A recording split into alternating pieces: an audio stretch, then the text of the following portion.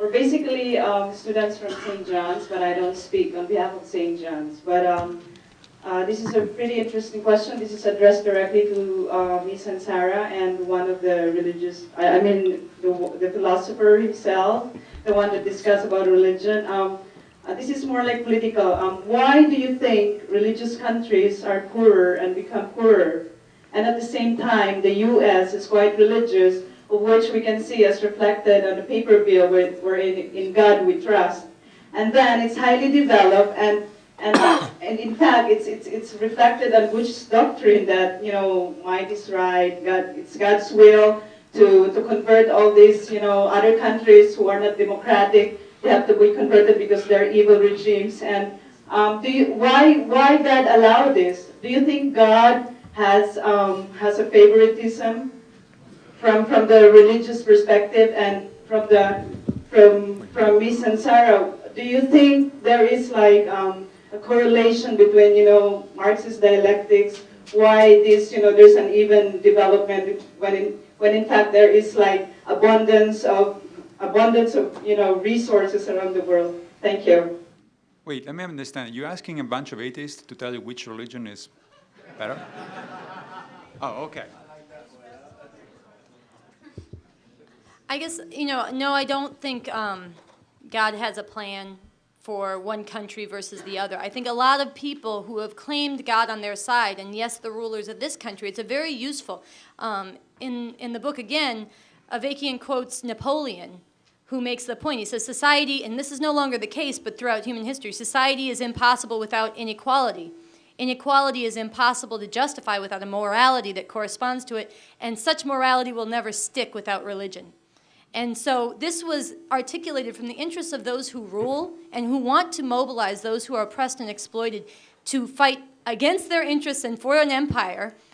Religion is a very, very useful tool, and it's been used over generation and generation in countries all over the world. So I think the belief that God is on somebody's side has done a lot of harm. God has never been on anybody's side, because God, I agree, like the pink unicorn does not exist. It's a fabrication.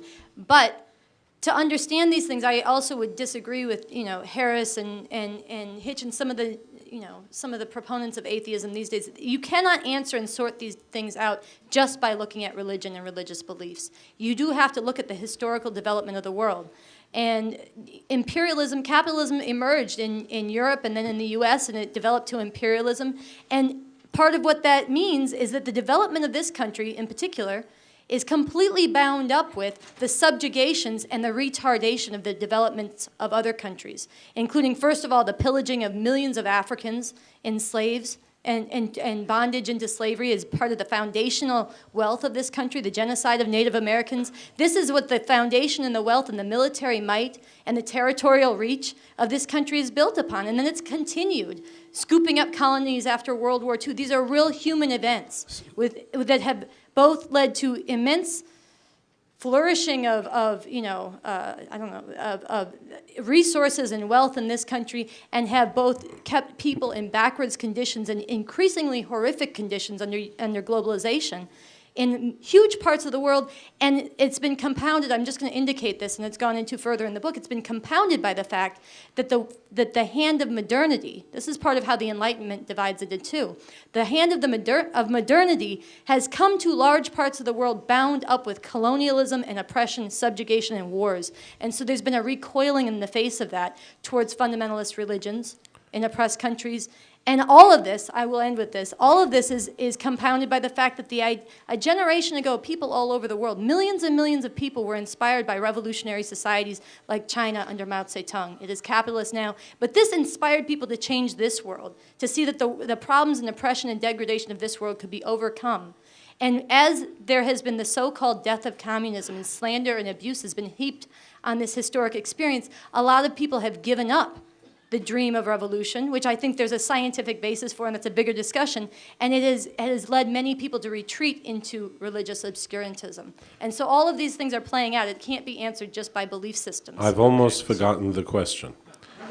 Let me just very quickly say, I thought that part of the question was, why is it that in most rich countries, advanced industrial societies, religion has been more left behind, and in poor countries it plays a more important role, and that somehow the United States is an exception. We're an exceptionally rich country with a very strong religious population.